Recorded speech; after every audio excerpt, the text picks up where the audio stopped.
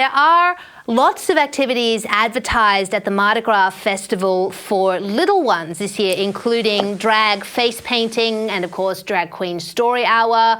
There's a queer formal and a dress-up party with a sexual health wheel for under 18s, with prizes and pronoun badge-making stations. How can this be considered child-friendly, especially when children as young as 12 are allowed to participate? Mardi Gras is essentially a celebration of adult sexuality.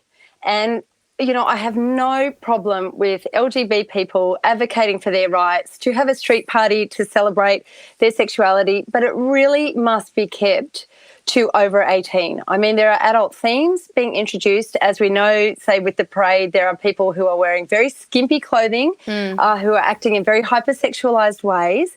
And obviously we have the whole contingent of drag queens. And being the mother of 3 little girls, you know, I have no issue with drag, but keep it to the nightclubs, because I think when you have these people who are dressed as males, who are dressed in a parody of the worst excesses of, you know, feminine sexual stereotypes, and they're being held up as some sort of a role model or example of womanhood, I really object to that.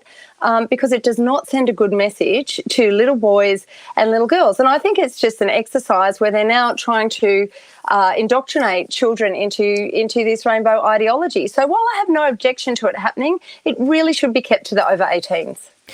Yeah, and the interesting thing is, Katherine, because I agree with you. I love Mardi Gras. I've been to Mardi Gras. Mardi Gras is fun. The parade is gorgeous. They have great sort of theatre events and stuff. You're right. It's a wonderful celebration of adult sexuality, and yeah, absolutely.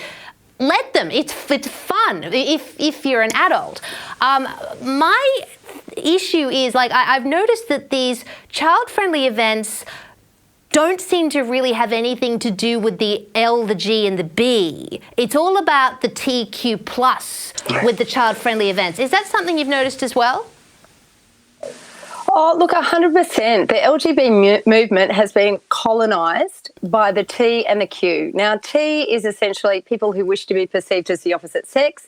Queer, in my view, is people who have issues with identifying themselves as lesbian or gay, or they're people who are straight who wish to be part of the rainbow community. And I think, in my view, in our societies here in the West, LGBT people have never been more celebrated, acknowledged, their rights with respect to same-sex marriage, etc., have never been so good. But that goodwill and that acceptance is absolutely being compromised by the demands that are coming from the TQ component. And I know that there are a lot of LGBT people out there who would wish to see a divorce between the LGB and the TQ.